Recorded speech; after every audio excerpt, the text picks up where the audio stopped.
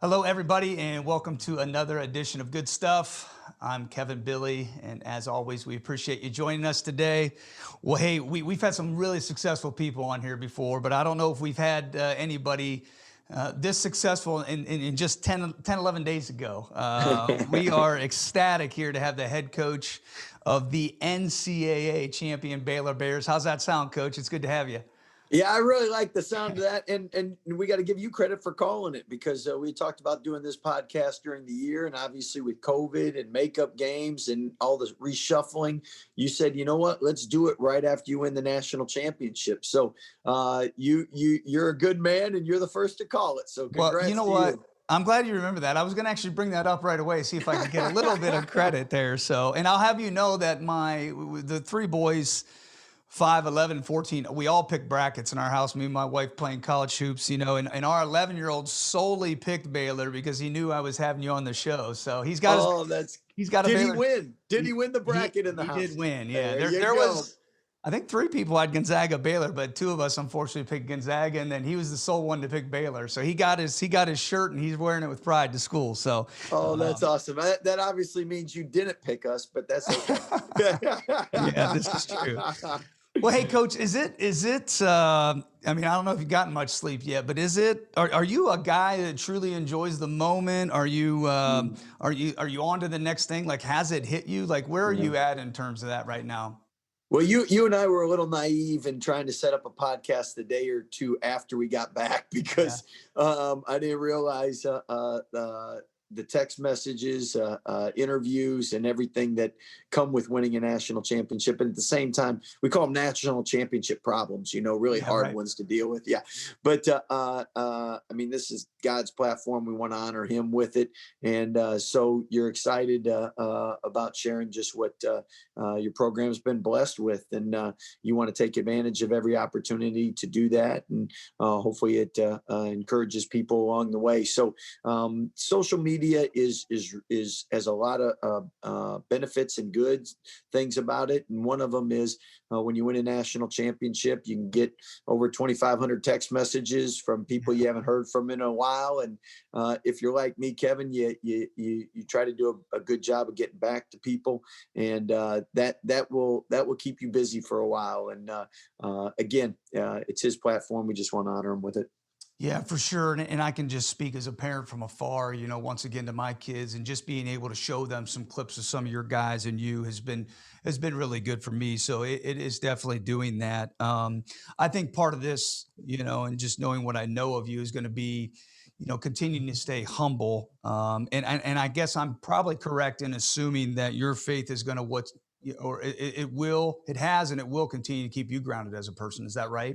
Well, we know we're all saved by grace, so we all have the same temptations and same sin issues. But it's a little easier for me to be humble because I know I'm not the smartest tool in the shed and our sharpest tool in the shed, and I know all our success comes from God, number one, and then number two, you have to have great players and you have to have a great staff. So I don't get lost on that easily. So it's a little easier for me to remain humble because again, those are the players, the ones that are doing all the hard work, and our staff are the ones that make a coach look great.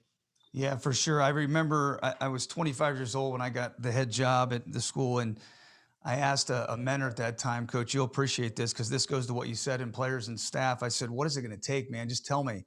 He said, well, 90% of it's players. And I said, all right, and I didn't even know. I said, what about the other 10%? He said, scheduling. If you got anybody on your schedule that you can't beat, get them off, and you're good to go if you've got those things. And so that is so true.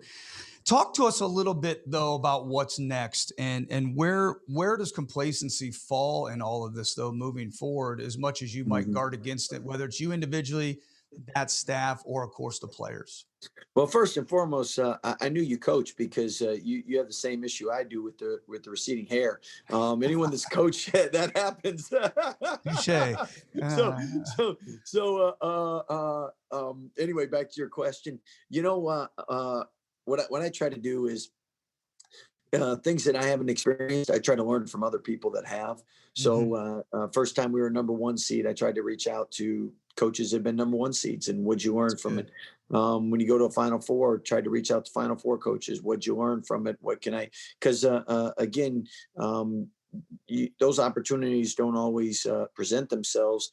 And as a coach that hadn't gone through that, you want to know how you can best put your team in position to be successful. And obviously, winning a national championship, I've reached out to several that have done that and Yeah. asked them do's and don'ts. And the first thing is this is the first championship in Baylor school history for men's basketball, and it's only the second in the state of Texas. 1966 was the last one, Texas Yeah. Western. So I think the biggest mistake, especially from talking to other people, would be to just move on and try to get to the next thing instead of enjoying this.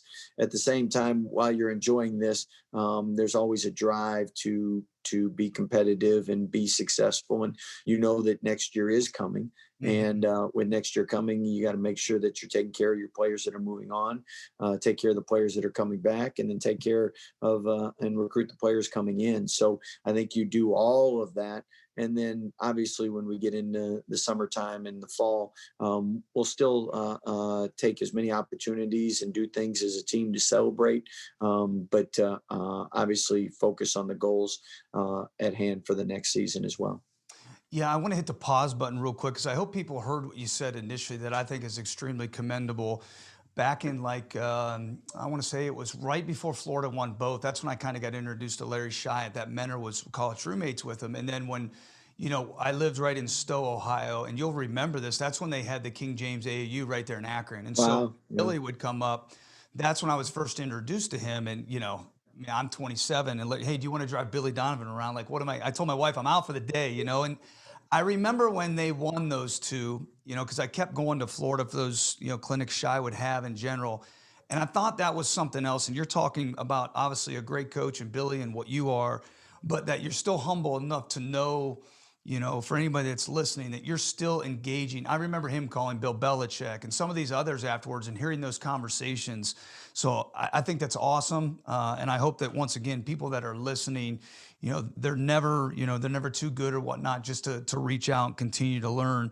And I guess one thing that I really am concerned with at this point in my life, Coach, what are some ways? Because even to me, even if you lose that game, you've built a program and you've had consistent success. But what's the key now to sustaining that at that type of Mhm. level? Well, I think a couple things. First of all, Larry Shy, Papa Shy, is Mhm. an unbelievable man. I love him. He's taught me a lot and helped me a lot. And Coach Driscoll was on our staff, and he Yep. did a great job mentoring him. Billy's a good friend, and I have to ask: did you do a good job driving him around? Did you get lost? Were you guys on point? Was everything Man, good? I was just trying to keep up with him, whether it was his Ric Flair or whether it was all his other impersonations, stopping and talking to everybody. Oh. So yeah, I tried my best. Yeah, he's full go. He doesn't need a shot of caffeine. He brings it No. every morning. But when you said that, it brought up a memory. I remember one of the first Nike clinics I ever went to. Hubie Brown needed a ride to the airport right afterwards, and Oh, they said, you want to take Hubie? I was like, absolutely. yeah. I take. And so I'm one of those guys that I learned one way to drive. Like I'm either driving this way, that way. Well, this clinic was obviously not along the path I'm used to going to the airport. So I'm just sitting there trying to pick his brain. Oh Little man. do I know I'm all lost, and he's sweating, worried that he's going to miss his flight. And I remember driving over a curb. I thought I about gave him a heart attack. He got out of that car, and I was like, he'll never ride with me again. But it's amazing just the great people that have given back to so many of us, and hopefully when people ask us for advice, we do a good job returning in the favor and helping people like they've helped us get to where we've gotten, and that leads to the championship. It's amazing. if you get to the Final Four, that puts you in elite category. If you get to the national championship runner-up, it puts you in an elite category. If you win it all, it puts you even in another elite category. And when our players got back, everyone's trying to get their autographs and take pictures with them. And our staff joked, for 18 years we've been eating at this restaurant. No one wanted our picture. You win one more game, and all of a sudden, everyone wants a picture. But that's where you also go back to know with the consistency part of it. And since 2008, us and Kansas are the only two Power 5 schools to win 18 or more games a year. Wow. So, I mean, we've been really consistent. In the last 5 years, we've been ranked number 1, 3 of the 5 seasons. So only 4 schools have done that. Us, Gonzaga, Kansas, and Duke. So, I mean, we've been consistent, but it's amazing when you win it all, how it just goes to another level. And with 2010, we lost to Duke, and they ended up winning it all, and we lost to them in the Elite Eight. In 2012, we lost to Kentucky in the Elite Eight, and they won it all. And I can tell you what it did was it makes you appreciate that much more when you take that next step. And when we went to the Final Four, it was amazing how much more you appreciate it after being close and not getting there. Yeah. That being said, again, I think our program, because of our players, because of our staff, because we've been, God's blessed us, we've been consistent, we've been good. Doesn't mean you're going to win it again. But I think we've won a lot of games, won a lot of tournaments for a reason. And that is, we have a great culture. Our players, that our staff have done a great job identifying, bringing in, and then our players that are here, making sure it's a player-led program, and really working with the young guys to make sure it's the kind of culture that's needed to be successful. And iron sharpens iron, and each and every day they do a great job in helping each other get better. Yeah, that's good. And I do remember one other thing to that. Your story, Billy, when I think it was '07, after they won back to back, people were, I'd be with him and they were asking for his autograph, and everybody, everybody, he'd be like, "Hey coach, can I have your autograph?" He's like, "Yeah." And a little kid would start to run away. He's like, "Hey, why don't you want this guy's autograph too? And who's that?" And I'd have to sign some papers there too. But yeah, I'm sure that you'll be signing more. You mentioned your culture. I've always had an idea of it from afar. It, of course, now due to this platform is getting exposure. I love the joy and the acronym. I've used it with my boys. But give us an idea, if you could, a little bit in this time, what it really is, and is it always been that way, or did this year's team, was there something different with it that maybe Mm. catapulted or took it to another level? Yeah. Well, first of all, you're always evolving. You're always changing, hopefully for the better. And I mean, that's something we've always tried to play, is Hmm. it's for his glory. And then you got to be a great teammate. But I thought Dabo Sweeney did a great job a couple of years with his team, and really talking about joy. And with us, it's such a simple concept, like the KISS theory: keep it simple, Yeah. stupid. And joy just allows you to remember where it all comes from, and recognizing Jesus, and then obviously the others. That's your teammates, and then yourself last. And the great thing is we know we get older and you become parents, and when you open up a Christmas present, it's awesome. But when you see your kids open up a Christmas present, Amen. that's really, it's the giving part that's so exciting. And when you start talking about Jesus and others, I mean, you don't need to talk about yourself, because you're fulfilling all the needs that you would want, because it's great giving credit to others.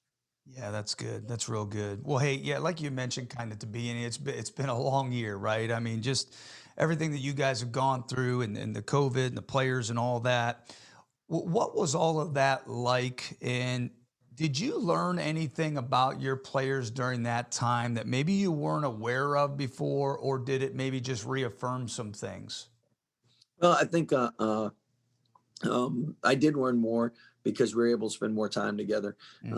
especially in the bubble. And this year, if you teams, when you go on that foreign tour, or teams when you go in a tournament format where you spend 5, 6, 7 days together, and there's other teams there, it really brings you closer together, because you're always with one another. And then I mean, we're all competitive, so you're seeing the visiting team or the other team in the hotel or the team room, and just makes you more locked in with your guys. And for 4 weeks, being with them and able to share stories, memories, experiences, do life together. I mean, in the bubble, we were able to play. You have a Connect Four tournament, an Uno tournament. You had your cornhole. You had guys got shots up, but we were able also to do.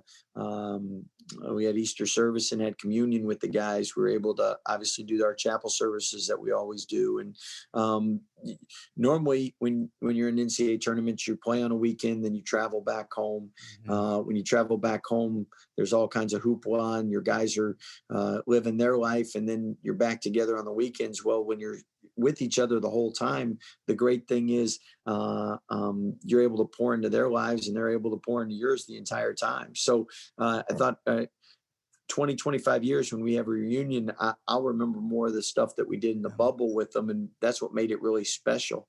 And as we all know, the older we get, time and relationships is what it's all about. And whenever you're able to spend quality time with someone, you just really cherish that. That's good.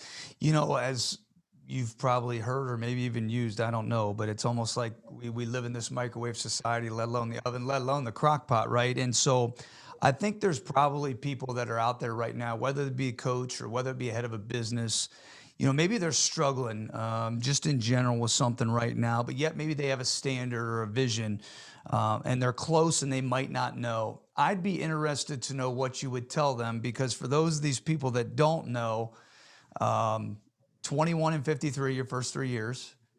You know, you didn't make the tournament until year 5, and you didn't make the Final Four till this year, your 18th year. You know, Yeah. you don't see that much nowadays, Coach. That people really Mhm. hang on to that and believe in you and attach themselves Mhm. to that standard of vision.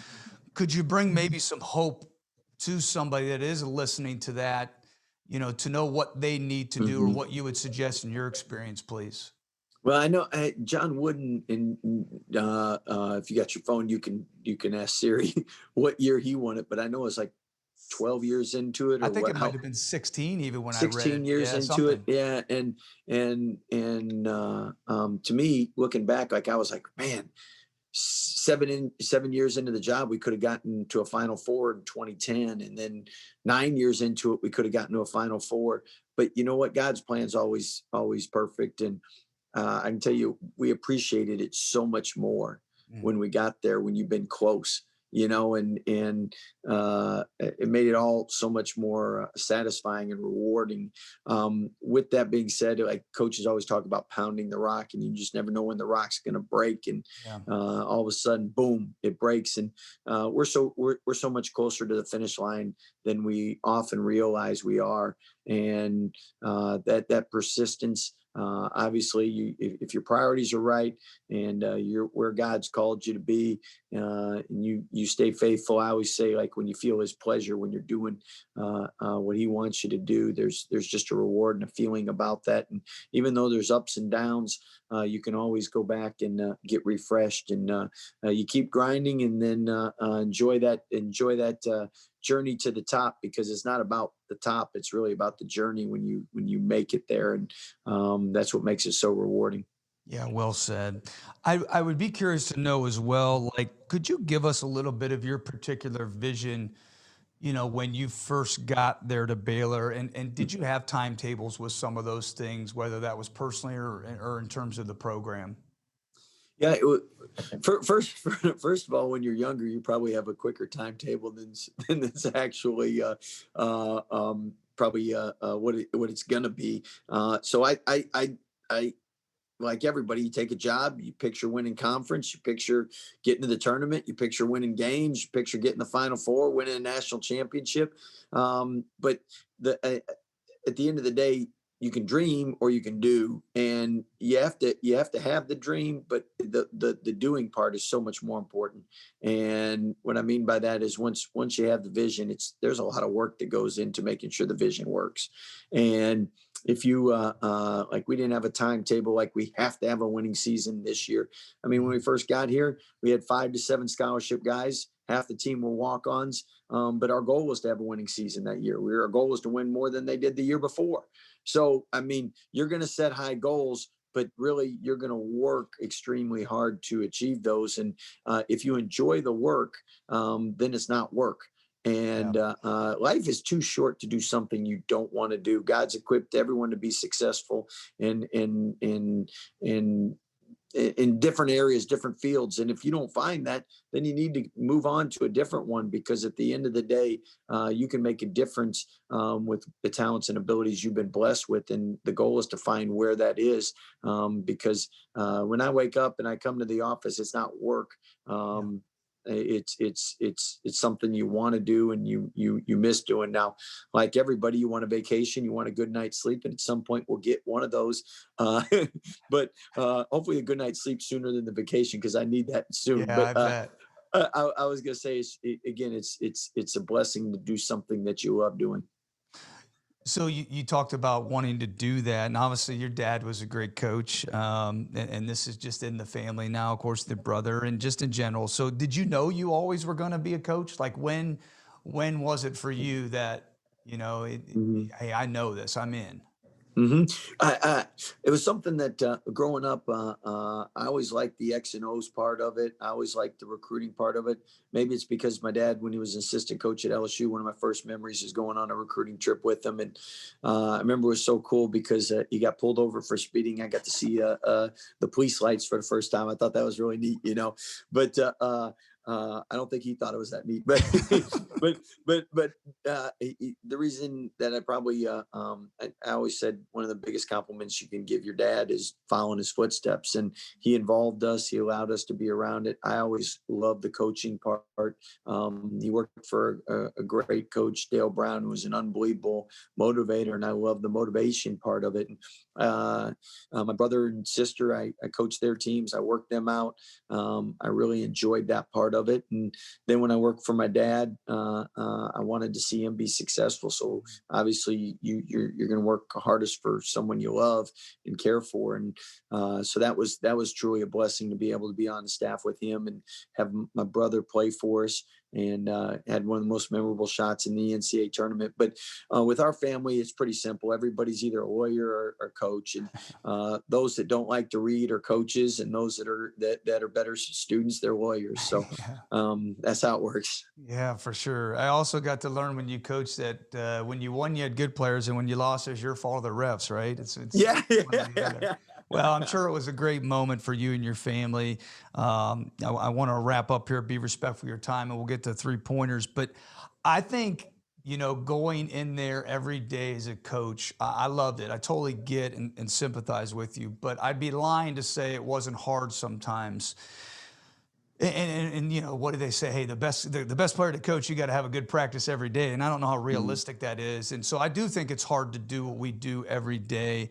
Where would you say that daily inner drive comes from? Whether that's your why or what that is, you exhibit a lot of energy and joy. That's just who you are. But where is that? Where are you getting that every morning and throughout the course of your day? Usually coffee. Fair enough. but but no, you're right. It's uh I've heard this from parents all the time. You're only as happy as your saddest or most upset child. And if you have a child upset, you're upset as a parent because you want them to be happy. And problem with the 13 players is usually someone's not happy, or Yep. not feeling great, or wants Yep. this or wants more playing time. So it's because even if you win, if you got a couple upset players, it doesn't make winning as fun. So That's right. the part of everyone being on the same page, sacrificing for each other, and then when that doesn't happen, I mean, that's hard. Mm. As a coach, it bothers you if you're like me. As far as the energy goes, my dad just was always like that. I've always been like that.